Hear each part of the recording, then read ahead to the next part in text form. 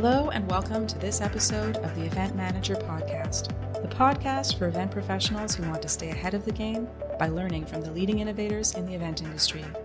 My name is Angela Tupper and I'm the Deputy Editor for EventMB. In this episode titled How Data and Strategic Marketing Drive Better Event ROI, I had the pleasure of speaking with Kathryn Frankson, Director of Event Marketing for Informa Connect. In this episode, Kathryn shares her expertise on mining event data for insights and designing marketing strategies for today's hybrid world. Topics include how to build on what's working well, how to target specific audiences, and how to make your virtual and in-person experiences work together for the highest possible event ROI. I hope you enjoy this discussion, and I invite you to check out previous episodes of the Event Manager Podcast with tips and insights from some of today's most influential event professionals. You can find all the episodes on our website or subscribe to your favorite podcast service. And now for a quick message from our sponsors, Canopy.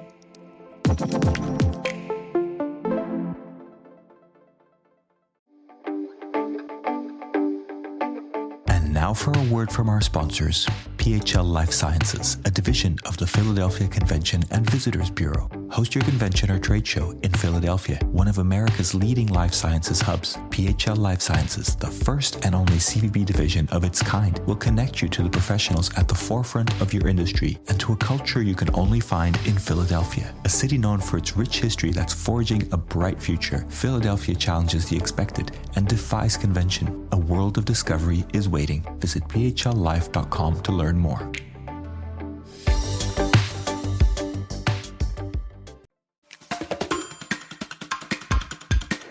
I'm here today with Kathryn Frankson, Director of Event Marketing for Informa Connect. Thank you for being here today, Kathryn. Thanks so much for having me. How are you? I'm good. I'm really good. How are you? I'm good too.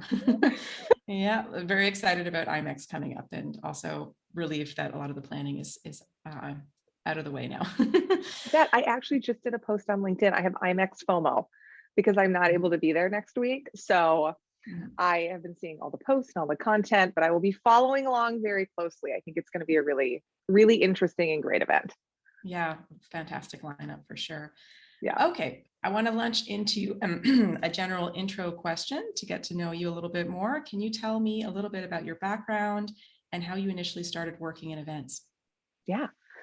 I started working in events years ago. It was with a local publishing and event company here in Minneapolis, where I'm based. And we did events for the wedding industry, so bridal events, corporate events. We actually did a lot of awards. We did group tour events. And that was my start. So I did everything from promotions to planning to sales. It was a small team. It was all hands on deck, which seems to be a common theme in the event industry, but No kidding, yeah. I know, right? We've all worn a lot of hats, but my background is heavily in sales. So selling exhibitions, selling sponsorships, a lot of custom sponsorships. But years ago, 6 or 7 years ago, when I was planning my wedding, I had the realization that how I was selling was different than how I wanted to buy, because you're always looking for so much stuff at the time. And I wanted people to set appointments with me, but how I was buying, I wanted to do all my own research.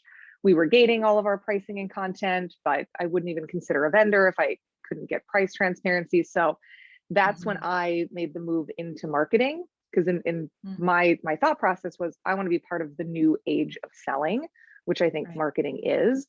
So of course, now we all know this, it's the customer journey, customers are in control, but since moving into marketing, I've been in demand gen, brand, and comms, and now I lead our event marketing for Informa.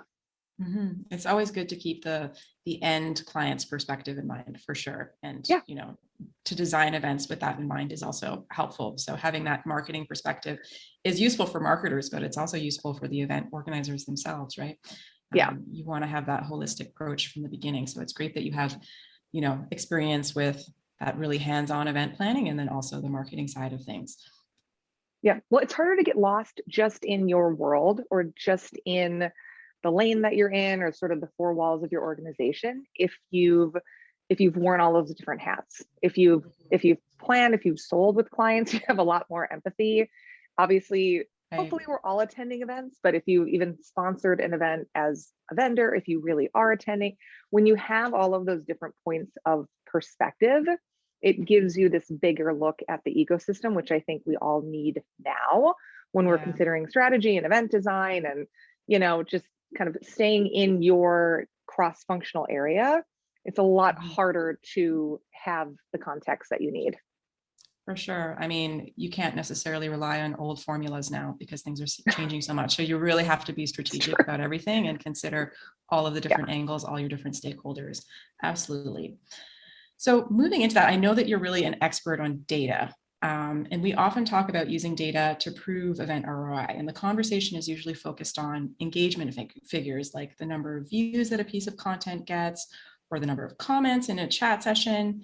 How can event planners go beyond showing that attendees were engaged and actually use this data to improve their content?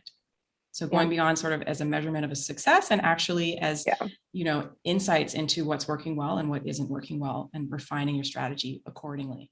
Yeah. Well, it is interesting. We're sitting on, I would wager to guess 10 times, 20 times the data that we had before. Absolutely. which is great. And we're all at this point where we're going, there's more data, there's a ton of opportunity, but it lives in a lot of different areas and it can be hard to curate. And so there's a lot of opportunity there, but it's also, that is the $1 million question, is how do we figure out where those data sources are? How do we get our arms around it? Are we sharing it with the right members of our team? But the two big opportunities really are using the data so that you can develop either product design or a new product pipeline, or understanding the content that resonates so that you can create a much more personalized and relevant experience. And I would also argue, I have to say, I think sometimes when we talk about chat or, looking at some of those engagement, it can be a little bit in the vein of some, vanity marketing metrics. They're not that bad. We can tell a lot by what those attendee tracking patterns are and, what really are those sparks, those conversational sparks of engagement. So I would also say, if that's, what we're gravitating towards, it's a really good start. That's not bad. That's not bad to look at that. But I think where it gets really interesting is when you do lean into that and you say, okay, great. This is what drove retention. This is what drove net new. This is where we're seeing, alumni renewals. This is what, wow, it's really interesting to see that these marketing channels drove the most for this topic, especially if you're developing content for, different personas or just different problems that you think your audiences are trying to solve.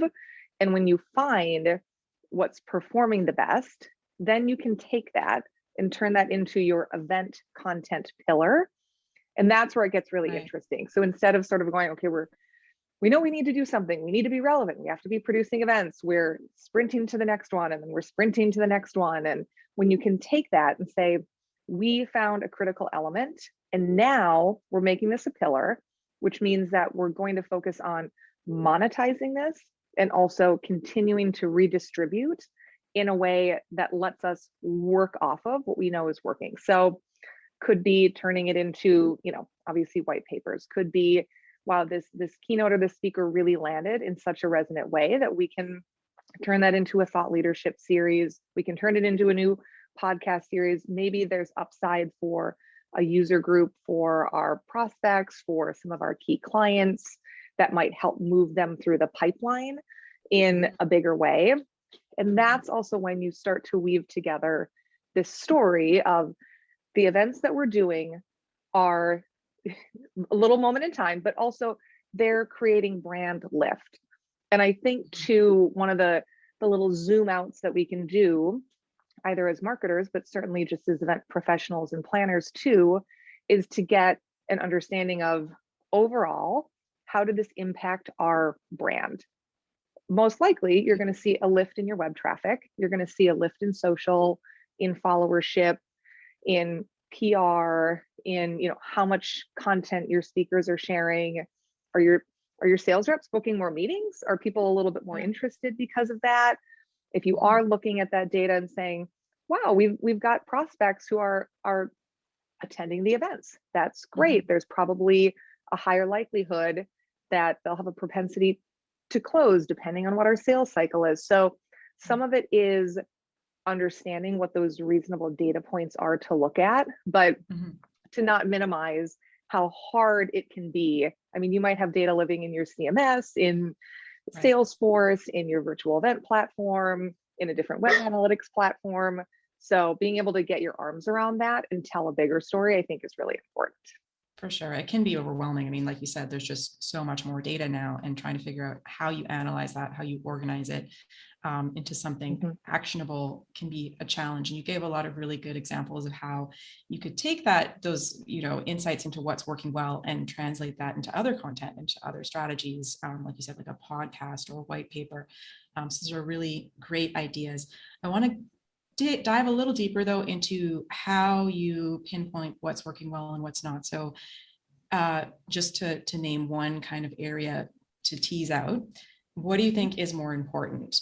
The total number of views that a session gets, or the length of time that people spend watching it? So if you get 10,000 people up watching one, huge amount, but they 90% drop off after 5 minutes, versus maybe one that gets 500 people, but they stay for the duration.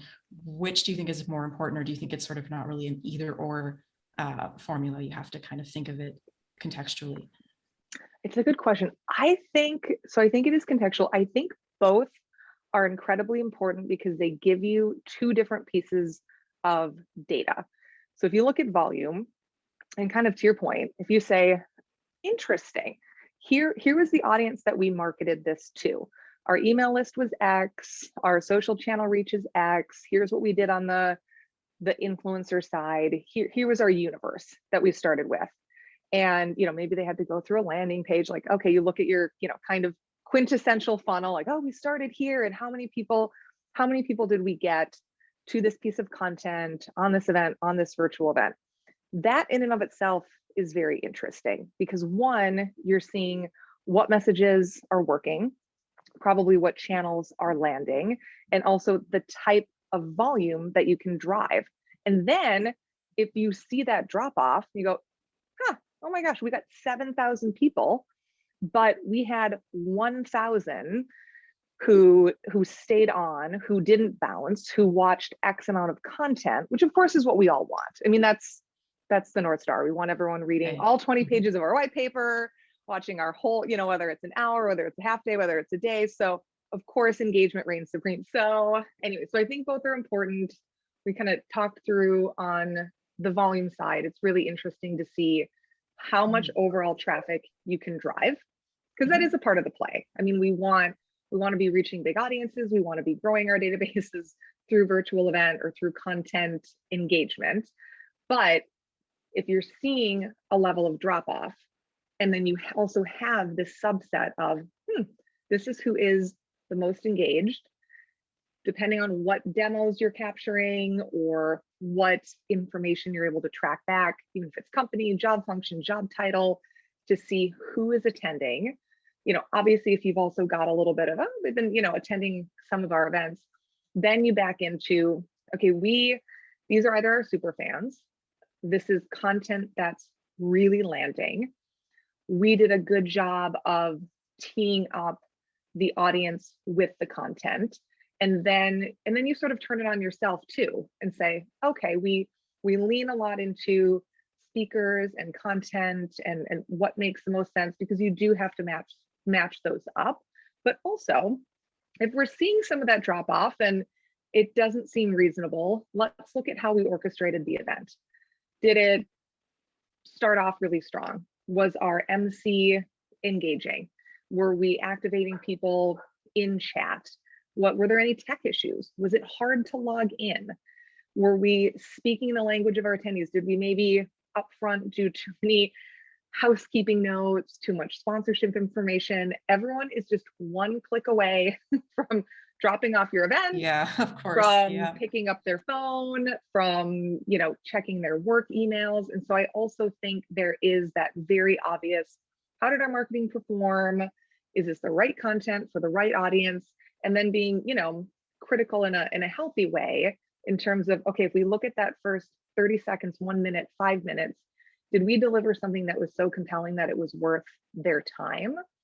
Or did the people who remain on there, was it just our loyal super fans? Every brand is going to have them. And they kind of hung on for the ride, and they know us and they like us, but that's not a growth strategy. A growth strategy is making sure that your marketing is delivering, you're getting that volume, and then what you're putting in front of them is so interesting, relevant, and compelling that they're willing to stay on and continue giving their time. So both tell a really interesting story. Right. I think if I'm understanding you correctly, so many good points there. One of the takeaways from a really high volume is that you've done a really good job of promoting it beforehand. You've come up with a topic that's interesting to people. And then in terms of drop-off rate, that can really give you insight into sort of more specifics of how you're approaching the topic. Was your speaker interesting? Did you spend too much time focusing on sponsors and all of those little granular things? And you can kind of dive down a little deeper to see what specific strategies might be working, but those overall volume levels can kind of give you an idea of what you did right before leading up to the event. So that's, and you also, those sort of figures afterwards can give you insights into your audience, which ones are the most likely to convert afterwards, right? If they're staying for the full duration, that's a really good sign that those are qualified leads. And I guess it also depends partly on your goals, right? Like you said, if you're trying to really build your brand reputation, those drop-off rates are pretty important. But if one of your goals is to just get leads by having people register for your event, you're going to get those, even if they don't even show up to the event, right? You're going to get those emails. So it's all about these different strategies and kind of thinking, very analytically about what each data point is going to mean for you and what you can get from that. Yep. And there is a lot to get from both. I mean, because too, if you also hit a home run in terms of volume, because we do know that inevitably there's going to be some drop off. Maybe there's just a level of curiosity. People put something on their calendar and then their, kid gets sick or what, so there's some reasonableness to that. But if you have really hit a home run, you go, oh my gosh, we got thousands and thousands and thousands of people on this.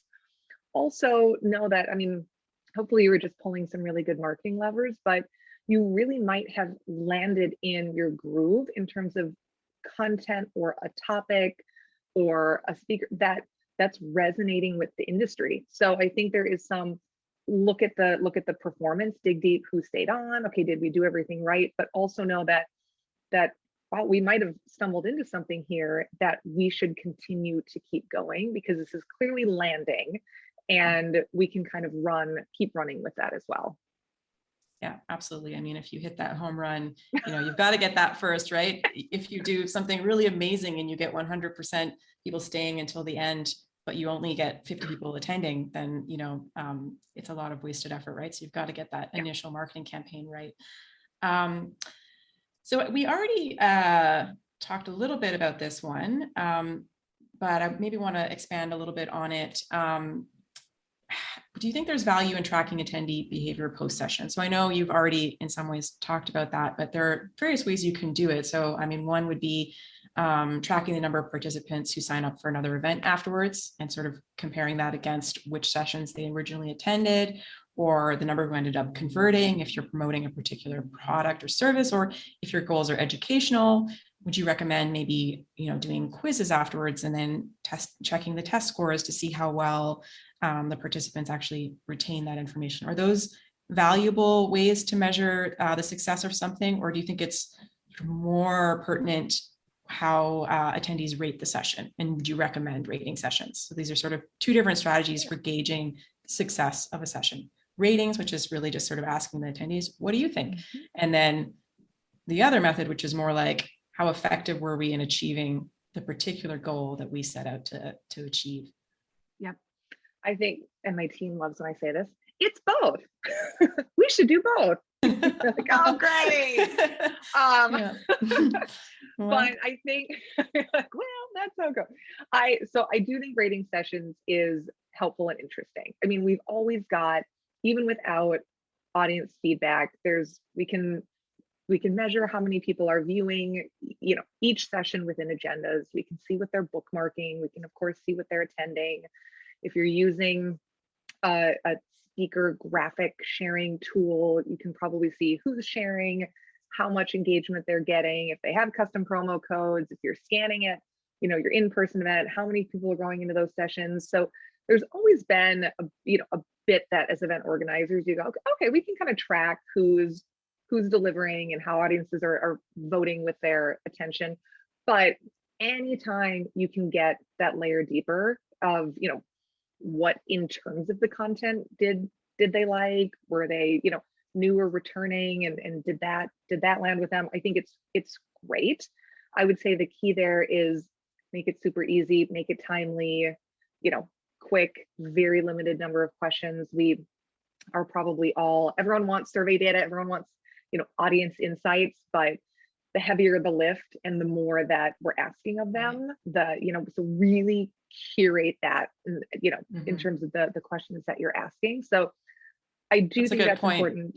The survey itself could undermine their satisfaction. How satisfied are you? And then you ask 20 questions. I'm getting increasingly less satisfied, decreasingly satisfied with each question. I know, we've all seen the bar at the top where you're like, okay, I'll do the survey. 3 questions in, you're like, oh my gosh, am I only like 1% of the way through this whole long survey? So, and I think that comes back to the why. And if the why is, we as organizers, we can already track X, Y, Z, but we want to hear, because we know that understanding, how speakers or sessions performed, take things a layer deeper, allow us to know if there is opportunity for these longer event strategies that we're doing. We're all producing more content than ever. That's very exhaustive. So why do we want to know? What do we need to know from them? And then keep it really short and sweet, because I think people they will give that feedback, but you just have to be reasonable about the ask. And in terms of tracking post-event engagement, sales, how things are moving through your pipeline, what we've seen, the emergence of virtual, of course, became, oh, great. There's a couple of different plays. This is either audience acquisition for lead gen. This is just a way for our brand to stay relevant, and we can drive revenue because we can have a sponsor monetize it. But a lot of people are out in the market and going, oh, great, we're going to run these virtual events and we want them to be really interesting, but ultimately we want to get members to our association, or we want to get people to pay and attend an in-person event, or we want to, help our sales teams either, influence the revenue, or certainly put people in the pipeline that, aren't just taking calls from salespeople. So, which I think is great. Events and virtual events and content production and webinar, whatever capacity you're producing within, they are great strategies because they're a micro commitment. They're a really reasonable way for people to engage with the brand. You can be really creative. So I think part of it is a mindset of going, okay, just because someone, and this is a little bit of the put your consumer hat on. If I attend, if I'm like, oh, this is really interesting. I want to kind of hear about this topic. This is the world that I'm living in. So I'm going to join this session for 30 minutes. Might not mean someone's ready to buy, your $100,000 SaaS tool or to become a member right then. So I think this is do measure it, because everyone's wanting to get business outcomes. And certainly the back half of 2021 and into 2022 we're all in growth mode. Everyone needs revenue. We want to capture revenue. We want to be, growing our businesses in smart and mindful ways. So do track that, but just also say, okay, let's talk about the bigger picture. Let's talk about the customer journey here. We're producing this. These are our goals. We're hoping to get this type of audience. We'd love to see these prospects joining. We'd love to see these potential customers on there. Our hope is for it to turn into business. But if we really do something excellent, what are the follow-ups to that? Because we do want to kind of keep tracking. If they come back, is there another event that we produce for them? Do we serve up content? When do we do a handoff to sales? When is it right for someone to say, hey, have you heard about our member organization? Think you'd be a great fit. What is that? And so that's a little bit of the zoom out. It does not hurt to measure it. It's great to have those guardrails, but where you're going to be more successful is as a team when you're joined up on that strategy, so that we're going to keep moving them hopefully down this path, but in a way that's really customer centric. Are you ready to celebrate your successes in the world of meetings and events? The Skift Meetings Awards are back for 2024, recognizing the most innovative business events companies across 15 categories, and we want you to be a part of it. Winners will feature on Skift Meetings, sending a clear signal to events professionals around the world that these are partners they can rely on. The final deadline for submissions is June 11th. We encourage you to start your submission today to secure the best entry rates. For more information and to start your submission, head to live.skift.com. What kind of data or market segmentation should event organizers consider when they're planning their marketing strategies?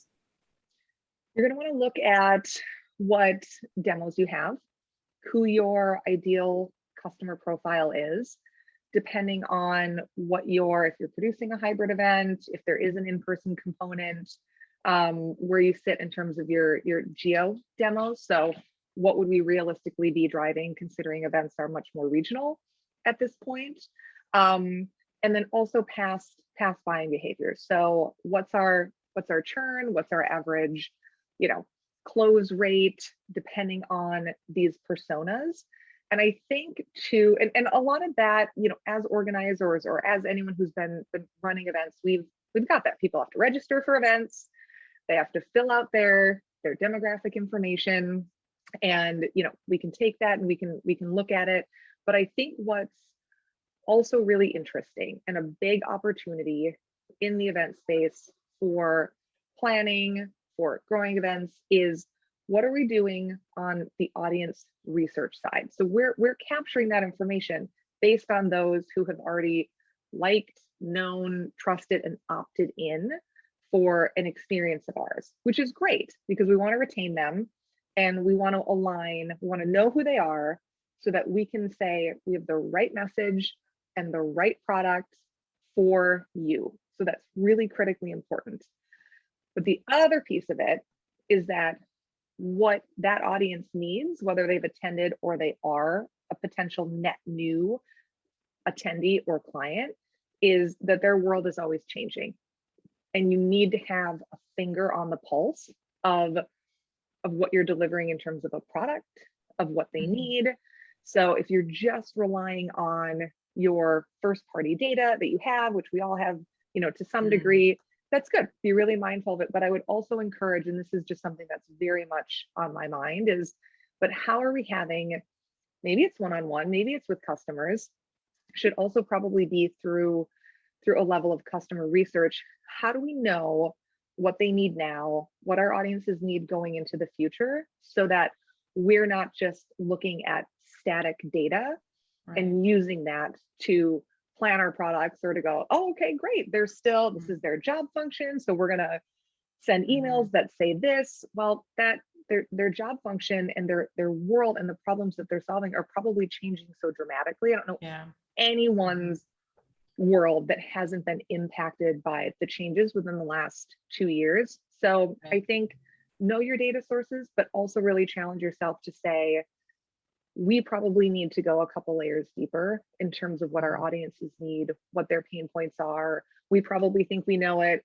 We're probably a little bit insular. And so let's find a mechanism, a partner, a research agency, something we can do on our own, talk to customers so that we're having those really honest conversations. And we're not just looking at a spreadsheet of demos and thinking that we understand what everyone needs. That's such a good point. Things have changed so dramatically in the past 2 years. Incredible. And I mean, especially in people's professional lives, but really in the entire sphere. Speaking of which, I want to ask you about marketing for hybrid events. So, it's tricky for a number of reasons. Hybrid events everybody says this is the way of the future. But when you're marketing it, one of the biggest issues is that they're really two separate events, right? I mean, we have the virtual component and we have the in-person component.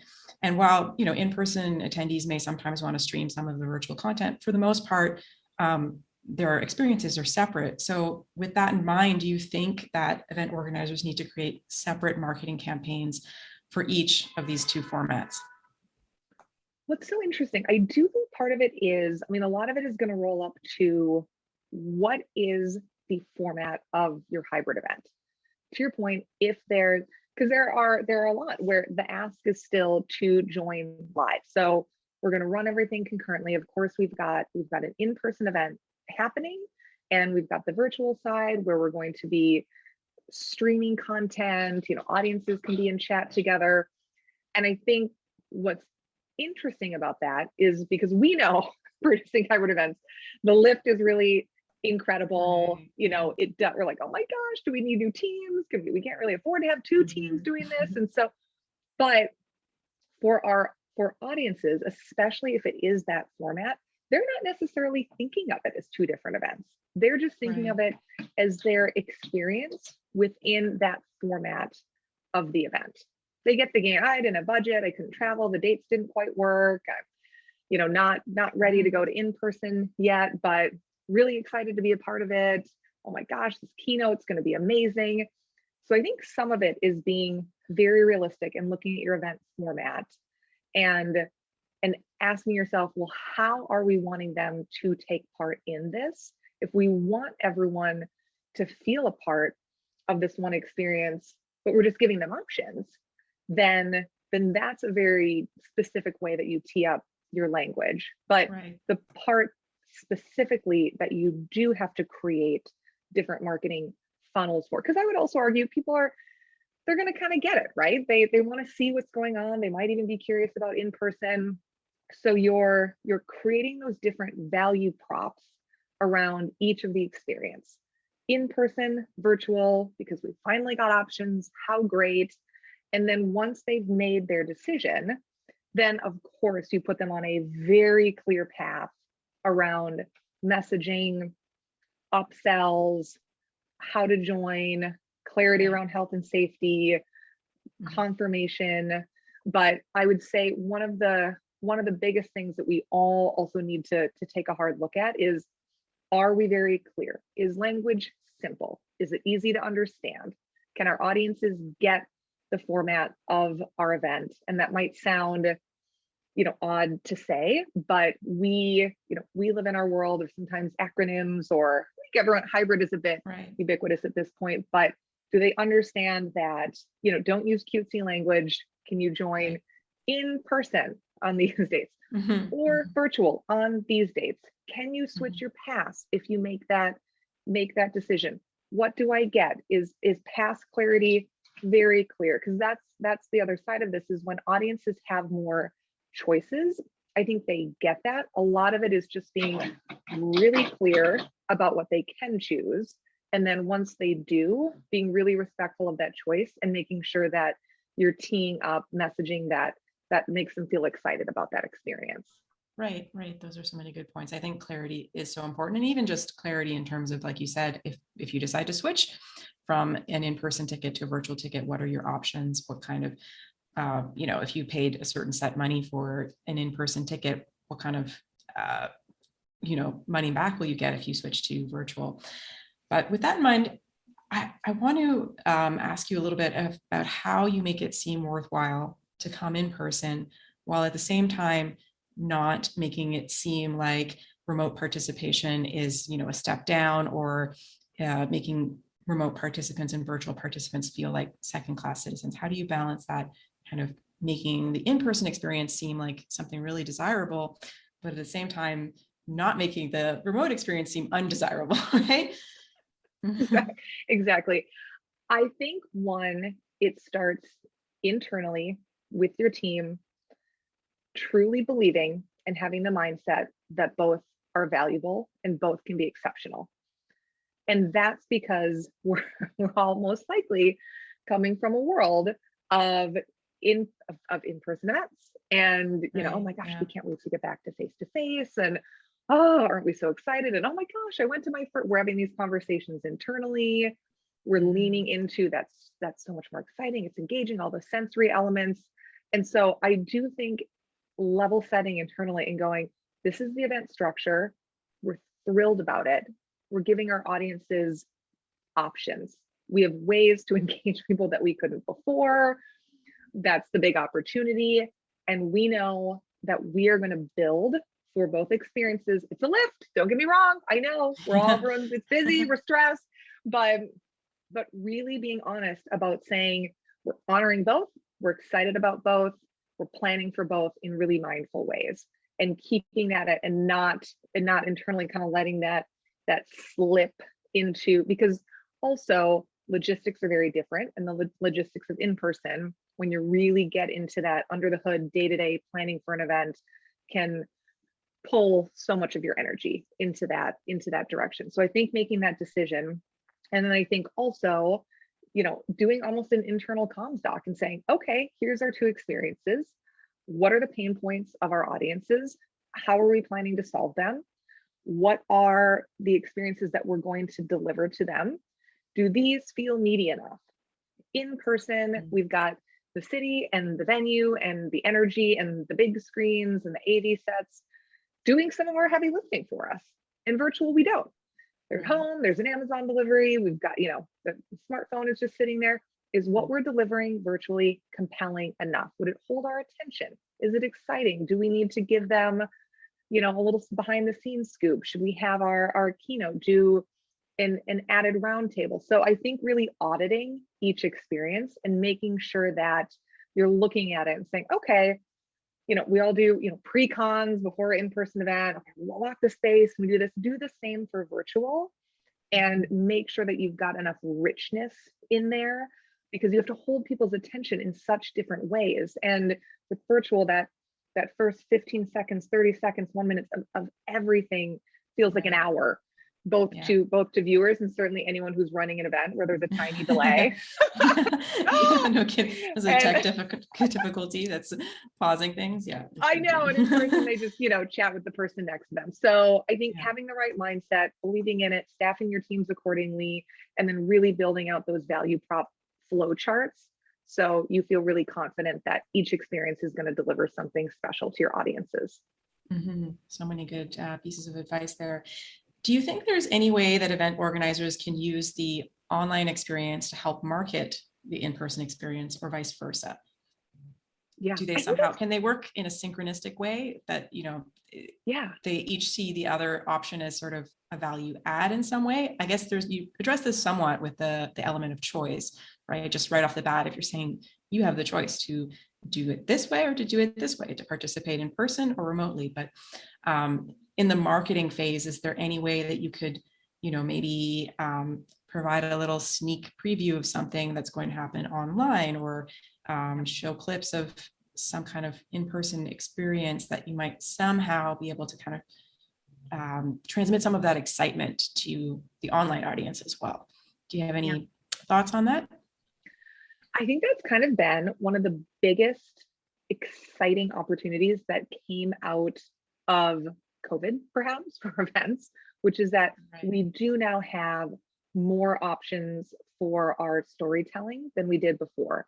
And I think we thought early on that virtual certainly can be the right audience acquisition strategy and tee up for an in-person event, right? People are going to less in-person events. They're choosing how to spend their time. Budgets have changed. Our propensity to travel has changed. So you have to, you have to tell the story of why taking potentially 4 days of someone's time, depending on if you're running a large conference and trade show, what the size and scale of it is, why they should come, why they should give you that commitment. And so with virtual, I mean, one, everything should always be value first, educational, helpful, but when you're able to give a preview of what an event might look like, you're able to sort of provide proof of concept, credibility. For one of our events we ran, called it a pep rally for the industry, but we had a lot of the key speakers on, and it wasn't just about, oh, come see us at the event, but it was providing true, here's my top tips for the month. This is what you need to know to succeed. Happy to provide it. We know this is always iterating. So this spring, when we know we're going to be in X place for our industry, we're going to be diving even deeper into it. So there's certainly a way. It allows people to, again, make that little micro commitment. I'm not spending $1,500 or buying a plane ticket or, going somewhere for 3 days. I'm hopping on, and this could be a really good catalyst for me to be introduced to your brand. Then maybe I'm going to follow you on social. I'm going to start asking people about it if they've been to the event before. Oh, then you've got another really topical virtual event. I'm going to check that out because that's really interesting. And that is kind of what I'm struggling with right now. And then you start to feel connected to it. And it makes that fulcrum point of making a financial and a time commitment a lot easier. So I definitely think virtual, especially with the lens of we're providing creative, pithy, timely opportunities to give people valuable content that they need. We're not going to over ask in terms of a time commitment, but we're going to make it really easy. It's a great way to create a build up to your in-person event. And on the flip side with in-person, they used to just always sort of exist in that we like have this huge crescendo. Oh my gosh, we did it. And now we can all fall down after and we're really tired. And we'll ramp up when we open registration again. And we know that that's changed. Everyone's living in their careers and their work and their passions year round. It's not just 2 days. Not every event has to have a community, but I think you have to have a relevant content strategy year round. And so that's also the opportunity is now that you are, hosting, if you're hosting an event in person and you have all this content, what are reasonable ways to capture it and not just recording sessions and making them available on demand?